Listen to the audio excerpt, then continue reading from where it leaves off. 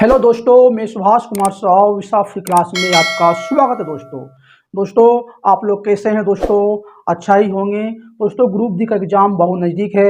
आप एक सही ढंग से तैयारी कीजिए ताकि ग्रुप डी के एग्ज़ाम एक बार में आपका क्रैक हो जाए। दोस्तों आज का मेरा मेन टारगेट ग्रुप डी है और दोस्तों आज का मेरा मेन टॉपिक है दोस्तों लाइट है, जो पार्ट 2 है। दोस्तों इससे पहले दोस्तों पार्ट 1 मैंने डिस्कस कर चुका हूं। अब नहीं देखे हैं दोस्तों तो इसे एक बार आप जरूर देख ले।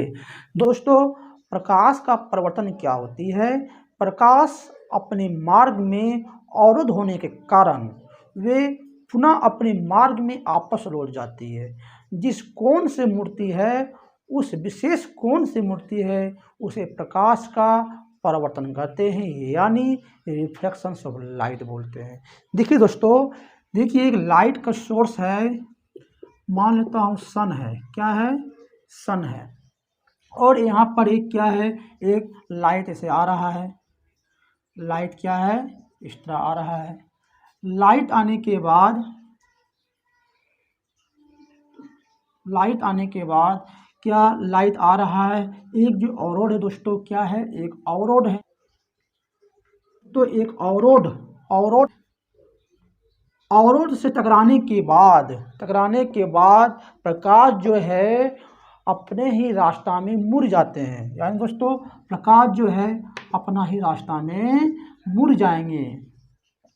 प्रकाश के जिस एंगल से मुड़ना, प्रकाश जो है परावर्तक सतह यानी अवरोध पृष्ठ से टकराने के बाद जिस एंगल से मुड़ते हैं, जिस विशेष कोण से क्या करते हैं, प्रकाश जो है मुड़ जाते हैं खुद अपने ही मार्ग में। उसको क्या बोलेंगे? उसे बोलेंगे प्रकाश का परावर्तन बोलते हैं। क्या बोलेंगे? प्रकाश का परावर्तन करते हैं। दोस्तों इसे याद रखिएगा, प्रकाश जो है क्या है, एक अवरोध पृष्ठ पर प्रकाश जो है प्रकाशीय स्रोत से आ रहा है, अवरोध पृष्ठ पर टकरा गया। टकराने के बाद एक विशेष कोण में वे मुड़ जाते हैं। विशेष कोण से दोस्तों मुड़ जाते हैं। इस गुण को क्या बोलेंगे? प्रकाश का परावर्तन बोलेंगे। दोस्तों आई होप आपको समझ में आया होगा प्रकाश का परावर्तन क्या होता है। दोस्तों इसके बाद हम लोग देखेंगे आपतित किरण क्या होता है, परावर्तित किरण क्या होता है। देखिए दोस्तों, किसी भी प्रकाशीय स्रोत से किसी भी पृष्ठ पर पड़ने वाले किरण को आपतित किरण बोलेंगे। प्रकाशीय स्रोत से प्रकाश जो है, प्रकाश के जो किरण है परावर्तक पृष्ठ पर पड़ता है। क्या? एक परावर्तक पृष्ठ पर दोस्तों पड़ रहा है। जैसे परावर्तक पृष्ठ पर प्रकाश की किरण पड़ेगा उसी को बोलते हैं आपतित किरण बोलते हैं। जो प्रकाशीय स्रोत से प्रकाश परावर्तक पृष्ठ पर पड़ता है वैसे किरण को क्या बोलेंगे? आपतित किरण। क्या बोलेंगे?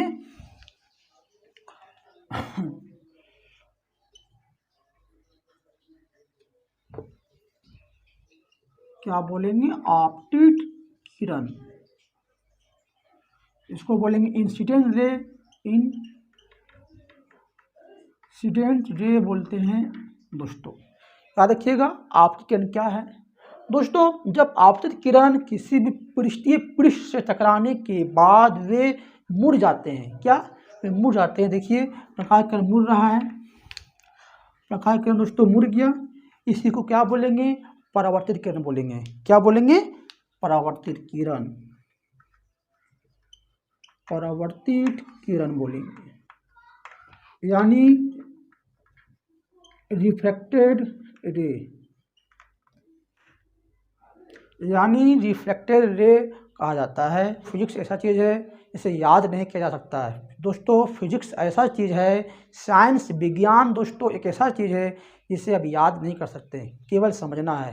यदि आप समझते हैं तो आपका कॉन्सेप्ट क्लियर होगा और एग्जाम्स में अच्छा नंबर ला सकते हैं।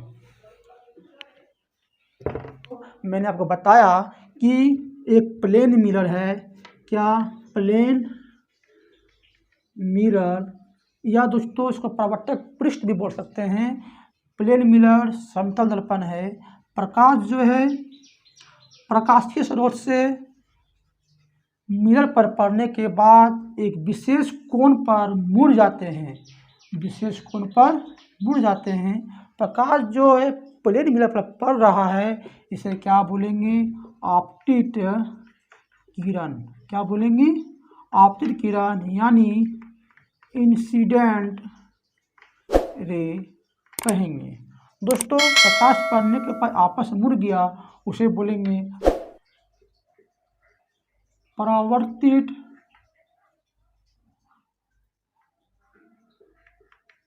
किरण कहेंगे, यानी रिफ्रैक्टेड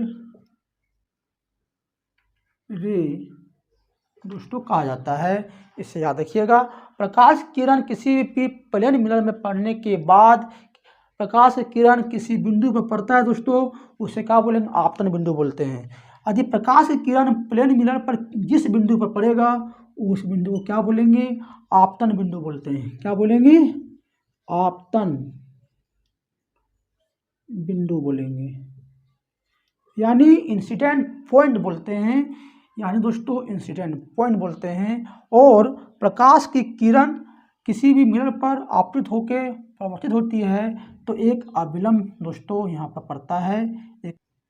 दोस्तों एक अभिलंब होती है।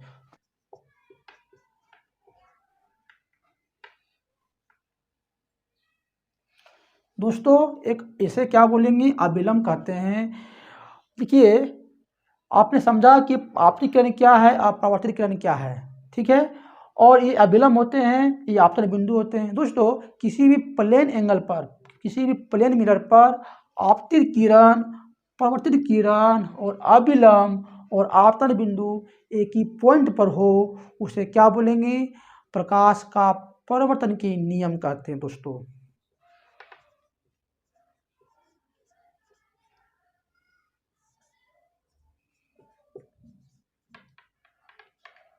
परावर्तन के नियम बोलेंगे, यानी लॉ ऑफ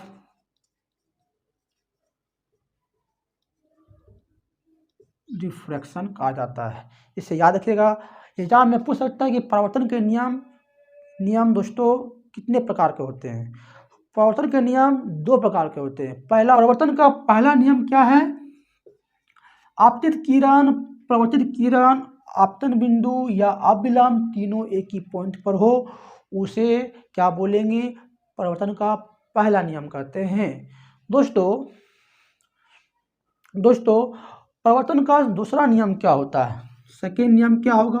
सेकेंड नियम होगा कि अभिलंब और आपतित किरण के बीच का जो एंगल होता है आई, अभिलंब और आपतित किरण यानी इंसिडेंट रे के बीच में एंगल आई होंगे, एंगल आई, और परावर्तित किरण और अभिलंब या नॉर्मल के बीच का जो एंगल होते हैं आर, दोनों बराबर होते हैं। दोनों दोस्तों बराबर होते हैं।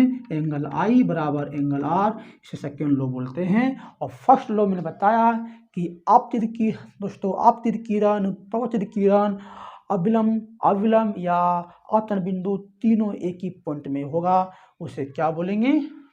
परावर्तन का नियम कहते हैं। दोस्तों आई होप आपको परावर्तन का नियम के बारे में समझ में आया होगा। दोस्तों नेक्स्ट टॉपिक्स के बारे में हम लोग आगे बढ़ते हैं।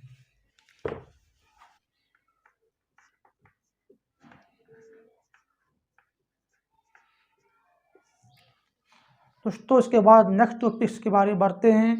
प्रतिबिंब दोस्तों क्या होता है देख समझिए। किसी भी स्रोत से प्रकाशीय किरण आपतित और परावर्तित होने के बाद जिस बिंदु पर मिलती है या मिलने का प्रतीत होती है, उस बिंदु पर इमेज का निर्माण होता है। देखिए दोस्तों इमेज दो प्रकार के होते हैं। इमेज क्या? एक दो प्रकार के होते हैं। इमेज क्या होता है? दो प्रकार के होते हैं। वास्तविक इमेज, वास्तविक प्रतिबिंब बोलेंगे,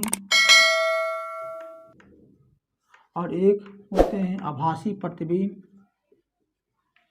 आभासी प्रतिबिंब बोलेंगे। वास्तविक इमेज को, वास्तविक प्रतिबिंब को रियल इमेज बोलते हैं और इसे वर्चुअल इमेज बोलेंगे। वर्चुअल इमेज कहा जाता है। दोस्तों वास्तविक प्रतिबिंब और आभासी प्रतिबिंब में क्या डिफरेंस है समझिए। आभासी प्रतिबिंब जो होता है, वास्तविक प्रतिबिंब जो होता है उसे हम लोग स्क्रीन पर रिकॉर्ड कर सकते हैं, स्क्रीन पर यानी पर्दा पर उतार सकते हैं। देखिए वास्तविक प्रतिबिंब क्या होता है, जिसे हम लोग पर्दे में प्राप्त कर सकते हैं ठीक है दोस्तों। ये रियल इमेज क्या होता है, जिसे हम लोग पर्दे में प्राप्त कर सकते हैं उसे क्या बोलेंगे, रियल इमेज बोलेंगे, यानी वास्तविक इमेज कहते हैं। दोस्तों वर्चुअल या आभासी इमेज क्या होता है, दोस्तों वर्चुअल या आभासी प्रतिबिंब क्या होता है। वर्चुअल प्रतिबिंब क्या है, जिसे हम लोग पर्दे पर उतार नहीं सकते हैं, यानी पर्दे पर प्राप्त नहीं कर सकते हैं, जिसे पर्दे में प्राप्त नहीं कर सकते हैं,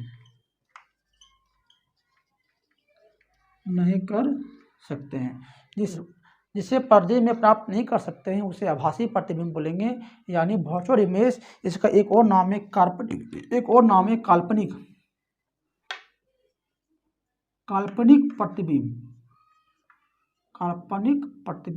नाम है दोस्तों, इसे याद रखिएगा। वास्तविक यानी पर्दे में प्राप्त कर सकते हैं। दोस्तों पर्दे में प्राप्त करने का एग्जाम्पल्स क्या है, वास्तविक प्रतिबिंब का एग्जाम्पल्स क्या है, सिनेमा घर। क्या है दोस्तों, वास्तविक प्रतिबिंब का एग्जाम्पल क्या होगा, सिनेमा घर होंगे। सिनेमा घर में हम लोग सिनेमा घर में जो स्क्रीन होता है उसमें वास्तविक प्रतिबिंब होते हैं। एग्जाम्स में इम्पोर्टेंस है, ऐसा क्वेश्चन पूछता है कि वास्तविक प्रतिबिंब कहाँ प्राप्त कर सकते हैं। वास्तविक प्रतिबिंब सिनेमा घरों में प्राप्त किया जा सकता है दोस्तों। तो आभासी या काल्पनिक प्रतिबिंब या वर्चुअल इमेज कहाँ पर प्राप्त किया जाता है। देखिए आभासी प्रतिबिंब या वर्चुअल प्रतिबिंब या काल्पनिक प्रतिबिंब को पर्दे पर प्राप्त नहीं कर सकते हैं। इसका एग्जाम्पल्स क्या होगा दोस्तों, समतल दर्पण हो गया, एक उत्तल दर्पण हो गया दोस्तों। क्या है, एक आभासी या काल्पनिक या वर्चुअल इमेज बनाता है। इसे एक समतल दर्पण जिसे हम लोग घर में प्रयोग करते हैं, समतल दर्पण क्या है, एक आभासी प्रतिबिंब बनाता है, इसे याद रखिएगा। आभासी प्रतिबिंब का एग्जाम्पल क्या होगा, समतल दर्पण या उत्तल दर्पण। दोस्तों समतल दर्पण, उत्तल दर्पण और दोस्तों एक पॉइंट और है, एक अवतल दर्पण पर भी आभासी प्रतिबिंब बनता है, लेकिन उसका पोजीशन दोस्तों बहुत अलग होता है। वे फोकस और पोल के बीच में अधिक कोई वस्तु रहे तो उसका प्रतिबिंब जो है अवतल दर्पण में दर्पण के पीछे बनता है, और वे प्रतिबिंब आभासी और सीधा होता है। दोस्तों आभासी प्रतिबिंब समतल दर्पण और उत्तल दर्पण तो बनाएगा ही, लेकिन एक और होता है अवतल दर्पण, उसे याद रखिएगा। अवतल दर्पण में पोजीशन अलग होता है, वे जो फोकस और पोल के बीच में यदि कोई वस्तु हो उसका जो इमेज बनेगा एक दर्पण के पीछे बनेगा, वे आभासी प्रतिबिंब का निर्माण करता है। आभासी प्रतिबिंब दोस्तों हमेशा सीधा होता है, इसे भी याद रखिएगा। आभासी प्रतिबिंब क्या होता है, सीधा। आभासी प्रतिबिंब हमेशा सीधा होता है और वास्तविक प्रतिबिंब क्या होता है, उल्टा होता है, इसे भी याद रखिएगा। दोस्तों सीधा को अंग्रेजी में क्या बोलेंगे, तो सीधा को अंग्रेजी में क्या बोला जाता है, इरेक्ट बोलते हैं, आपको इरेक्ट बोलेंगे, और उल्टा क्या बोलेंगे, इन्वर्टेड बोलेंगे। दोस्तों इसे याद रखिएगा, एग्जाम्स में पूछ सकता है कि वास्तविक प्रतिबिंब में उल्टा इमेज बनता है और इसे सिनेमा घरों में पाया जाता है, और आभासी प्रतिबिंब समतल दर्पण या उत्तल दर्पण में प्राप्त किया जाता है, लेकिन अवतल दर्पण भी प्राप्त कर सकते हैं, लेकिन उसका पोजीशन अलग होता है। फोकस और पोल के बीच में यदि वस्तु रहे तो उसका इमेज जो है दर्पण के पीछे बनेगा और वे हमेशा सीधा होंगे और आभासी प्रतिबिंब बनेगा। दोस्तों आभासी प्रतिबिंब क्या होता है, सीधा होते हैं, यानी इरेक्ट होते हैं, इसे पर्दे पर प्राप्त नहीं किया जाता। ऐसा क्वेश्चन एग्जाम में पूछा जाता है दोस्तों, इसे याद रखिएगा। दोस्तों आपने जाना बहुत इम्पोर्टेंट पॉइंट है, इसे अब याद रखिएगा। दोस्तों इसके बाद हम लोग देखते हैं समतल दर्पण यानी प्लेन मिरर के बारे में। बहुत इम्पोर्टेंट पॉइंट को हम लोग नोट करते हैं। दोस्तों दर्पण कितने प्रकार के होते हैं? दर्पण दो प्रकार के होते हैं, समतल दर्पण यानी प्लेन मिरर, और एक होता है स्फीरिकल मिरर यानी गोलीय दर्पण। क्या होगा? गोलीय दर्पण। दोस्तों गोलीय दर्पण यानी स्फीरिकल मिरर दो प्रकार के होते हैं, एक अवतल दर्पण होगा यानी कॉनकेव मिरर, एक उत्तल दर्पण होते हैं यानी कॉन्वेक्स मिरर। सबसे पहले हम लोग समतल दर्पण के बारे में समझेंगे, बहुत इंपॉर्टेंट पॉइंट है। तो इसके बाद समतल दर्पण के बारे में हम लोग देख लेते हैं। समतल दर्पण यानी प्लेन मिरर। दोस्तों बहुत इंपॉर्टेंट है, प्लेन मिरर के बारे में बहुत सारे महत्वपूर्ण टॉपिक्स है दोस्तों समतल दर्पण आप लोग घरों में देखे होंगे। समतल दर्पण जिससे आईना होता है, हम लोग देखें आईना के पीछे में एक पॉलिश किया होता है। मान लीजिए ये आईना है, क्या है? आईना है। इसे हम लोग घर की भाषा में आईना बोलते हैं। क्या बोलते हैं? आईना। और आईना के पीछे यानी मिरर के पीछे एक पॉलिश किया हुआ दोस्तों रहता है। आप देखे होंगे अपने घर में यदि आईना होगा, ये मिरर होगा दोस्तों, उसे एक बार खोल के देखिएगा, पीछे में पॉलिश किया हुआ रहता है। वो दोस्तों पॉलिश जो होते हैं, तो जो पॉलिश किया हुआ होता है वो दोस्तों क्या होता है? पॉलिश जो आईना के पीछे जो पॉलिश होता है दोस्तों, वे सिल्वर या पाला से उसमें आईना के पीछे पॉलिश किया जाता है दोस्तों। याद रखिए, कुछ एग्जाम में पूछ सकता है कि समतल दर्पण के पीछे में, समतल दर्पण में जो पॉलिश किया जाता है पीछे, समतल दर्पण के पीछे में जो पॉलिश होता है दोस्तों, वे पॉलिश सिल्वर और पारा। दोस्तों सिल्वर का मतलब होता है चांदी होते हैं। क्या होंगे? चांदी और मरकरी से, चांदी या मरकरी से समतल दर्पण के पीछे में पॉलिश किया जाता है दोस्तों। इसे याद रखिएगा, बहुत इंपॉर्टेंट पॉइंट है दोस्तों, इसको नोट करके रखिएगा।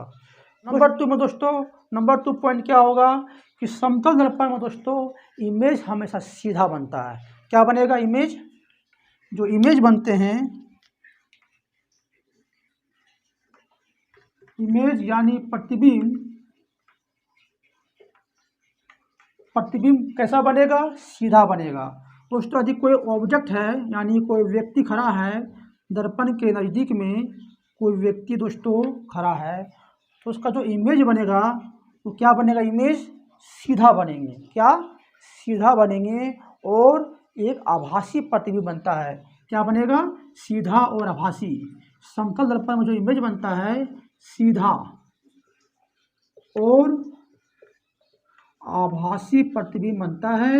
आभासी को काल्पनिक भी कह सकते हैं, इसे आप लोग याद रखिएगा दोस्तों। आभासी को अंग्रेजी में क्या बोलेंगे? वर्चुअल इमेज बोलेंगे।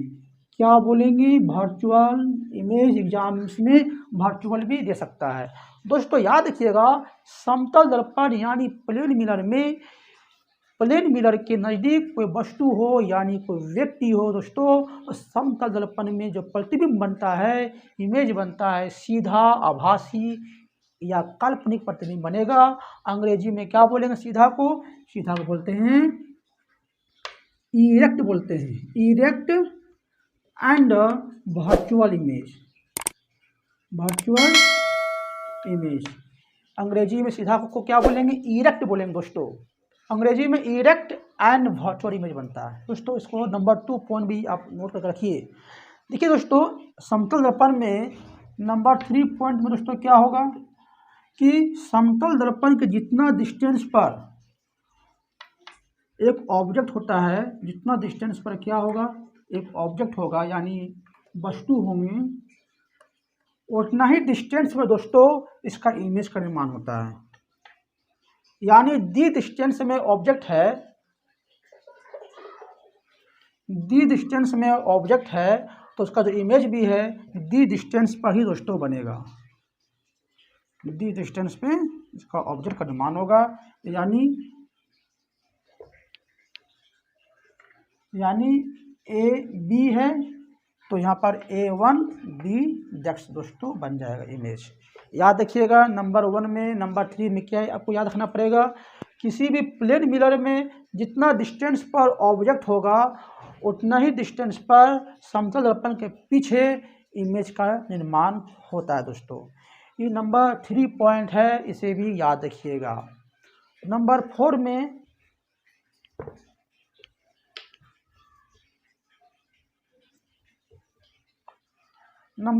दोस्तों देखिए समतल दर्पण में ये क्या है, एक प्लेन मिरर है। यदि कोई भी ऑब्जेक्ट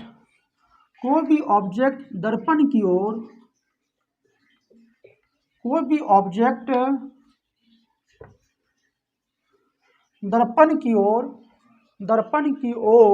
भी स्पीड से दोस्तों आ रहा है, क्या एक भी स्पीड से आ रहा है, तो दर्पण के पीछे इमेज जो है 2 भी स्पीड से आटापट्टित होगा। तो इमेज दोस्तों 2 भी स्पीड से आटापट्टित होगा, इसे अब याद रखिएगा। दोस्तों यदि कोई ऑब्जेक्ट प्लेन मिरर है और ये व्यक्ति जो है, ये आदमी जो खड़ा है ये भी स्पीड से दौड़ रहा है समतल दर्पण की ओर, तो जो इसका जो प्रतिबिंब बनेगा वे दर्पण की ओर, समतल दर्पण की ओर 2 भी स्पीड से दोस्तों आएगा। दोस्तों ऐसा क्वेश्चन न्यूमेरिकल बनता है कॉम्पिटिटिव एग्जाम्स में, ग्रुप डी हो, एसएससी हो, रेलवे हो दोस्तों, हर एग्जाम्स के लिए इम्पोर्टेंस है, ऐसा क्वेश्चन एग्जाम से में आता है दोस्तों। यदि दोस्तों हमारा वीडियो आपको अच्छा लगा दोस्तों तो लाइक, सब्सक्राइब और शेयर दोस्तों जरूर कीजिएगा, ताकि दोस्तों हमारा मोटिवेशन बढ़ते रहे और बहुत सारा वीडियो दोस्तों मैं अपलोड करूं, ताकि आपको साइंस में अच्छा नॉलेज हो सके और एग्जाम से 25 नंबर दोस्तों आपको मिल सके दोस्तों। इसके बाद हम लोग देखते हैं नेक्स्ट टॉपिक्स के बारे में, इससे अब याद रखिएगा। और दोस्तों याद रखिएगा ऑब्जेक्ट जो है भी स्पीड से आ रहा है तो इमेज भी 2 भी स्पीड से दर्पण की ओर जाएगा दोस्तों।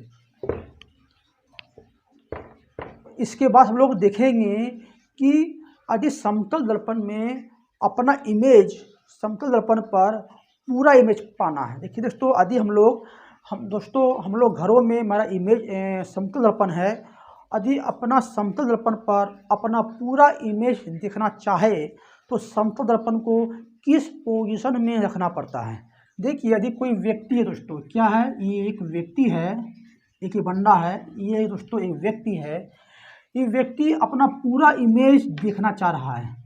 दोस्तों ये व्यक्ति जो है पूरा इमेज अपना दर्पण पर, प्लेन मिरर पर देखना चाह रहा है, तो दर्पण को किस पोजीशन में रखा जाए दोस्तों, दर्पण को किस पोजीशन में रखा जाए। दोस्तों इस व्यक्ति का जो ऊंचाई है दोस्तों, इस व्यक्ति का जो ऊंचाई है मान लीजिए h दिया होगा, इस व्यक्ति का जो ऊंचाई है ऐसे दोस्तों। यदि इस व्यक्ति चाहता है कि मेरा इमेज जो है आईना में या समतल दर्पण में पूरा इमेज इसका बन जाए, तो ये व्यक्ति क्या करेगा, उस समतल दर्पण को किस पोजीशन में रखेगा दोस्तों। देखिए ये अपना जो इसका जो हाइट है इसके हाइट के आधा ऊंचाई पर यदि समतल दर्पण को रखता है, इसके आधा ऊंचाई पर, यानी इसका आधा ऊंचाई दोस्तों क्या होगा h/2 होंगे, h/2 पर दोस्तों यदि ये प्रतिबिंब मिरर को रखता है तो यदि h/2 इस व्यक्ति का h हाइट है तो h/h हाइट का आधा भाग में, आधा ऊंचाई में इस व्यक्ति का ऊंचाई h है, तो इसके आधा ऊंचाई में दोस्तों, आधा ऊंचाई में यानी h/2 पर यदि समतल दर्पण को रखता है तो इस व्यक्ति का जो इमेज है समतल दर्पण पर पूरा बनेगा दोस्तों, यानी पूरा कवर होगा, बॉडी पूरा कवर होगा दोस्तों। इससे अब याद रखिएगा एग्जाम से में जो पूछता है कि किसी भी व्यक्ति का ऊंचाई h है तो समतल दर्पण को किस पोजीशन पर रखना चाहिए ताकि उस व्यक्ति का पूरा इमेज बनेगा। तो इसे याद रखिएगा, यदि व्यक्ति का ऊंचाई h है तो h/2 ऊंचाई पर समतल दर्पण को रखना पड़ता है। इसे दोस्तों आप याद रखिएगा, बहुत बहुत इंपॉर्टेंट है दोस्तों। देखते हैं लेटरल इन्वर्स इमेज दोस्तों क्या होता है, इस टॉपिक से में हम लोग समझते हैं। दोस्तों आप लोग देखे होंगे एम्बुलेंस, दोस्तों आप एम्बुलेंस देखे होंगे। एम्बुलेंस में जो एम्बुलेंस का जो दोस्तों कार होता है यानी गाड़ी होता है, उस एम्बुलेंस में एम्बुलेंस जो सेंटेंस होते हैं दोस्तों अपोजिट लिखा होता है। दोस्तों क्या अपोजिट लिखा होता है? ऐसा इसलिए लिखा होता है दोस्तों कोई व्यक्ति मिरर में देखता है तो उसे एम्बुलेंस वे व्यक्ति पढ़ ले, इसलिए एम्बुलेंस का जो कार होता है उसमें उल्टा लिखा जाता है एम्बुलेंस को। दोस्तों जो एम्बुलेंस जो उल्टा लिखा जाता है तो आप जानने का प्रयास किए क्यों उल्टा लिखा जाता है, तो उसे क्या कहा जाता है दोस्तों? उसे हम लोग लेटरल इन्वर्स इमेज बोलेंगे दोस्तों।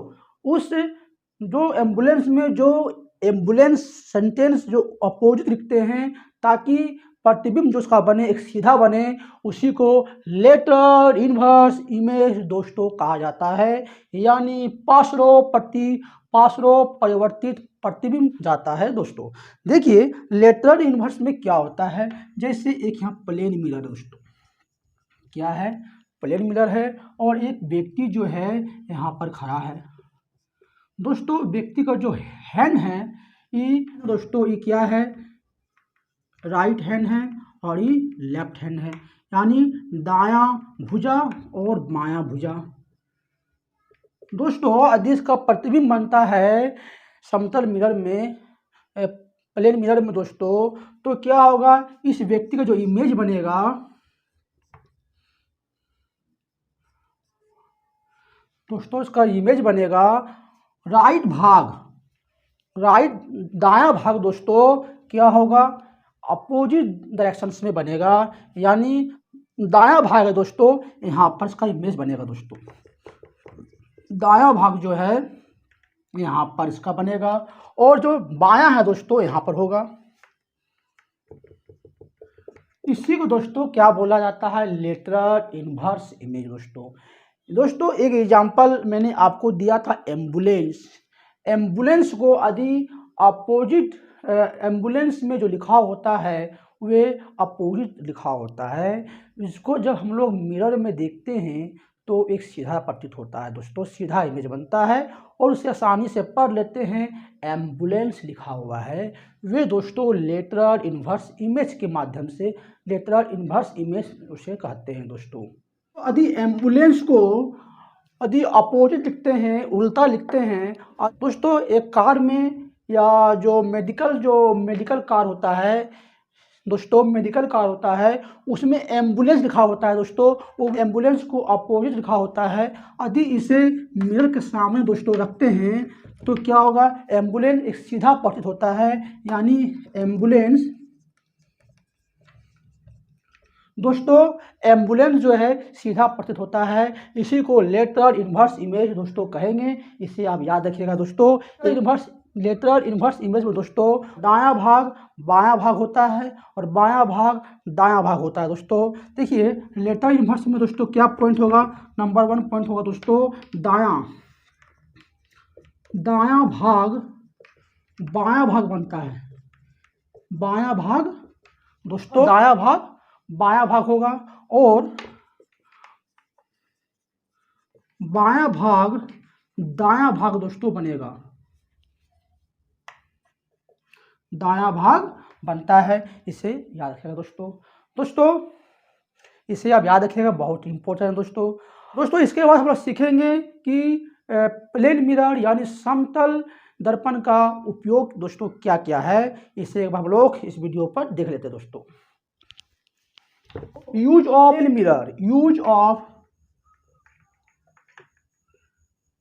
प्लेन मिरर यानी समतल दर्पण का उपयोग क्या क्या होगा। देखिए दोस्तों समतल दर्पण का उपयोग घरेलू कार्यों के लिए किया जाता है।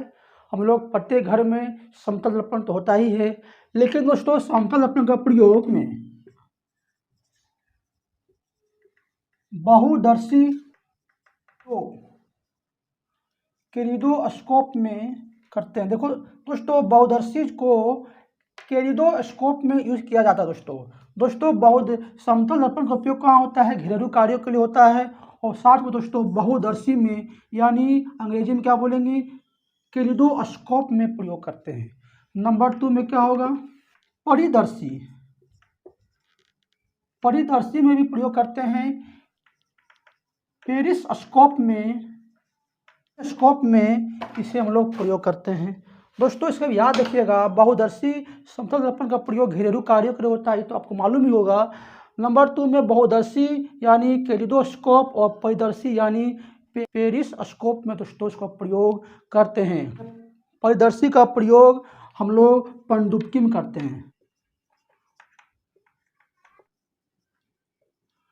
दोस्तों पेरिस्कोप का प्रयोग, परिदर्शी का प्रयोग पनडुब्बियों में करते हैं। इसे याद रखिएगा, परिदर्शी का प्रयोग कहाँ होता है? पनडुब्बियों में होता है। और मल्टीपल चॉइस क्वेश्चन एग्जाम्स में आता है दोस्तों, इसे याद रखिएगा। तो यदि हमारा वीडियो आपको अच्छा लगा दोस्तों तो लाइक, सब्सक्राइब और शेयर जरूर कीजिएगा दोस्तों। थैंक्स।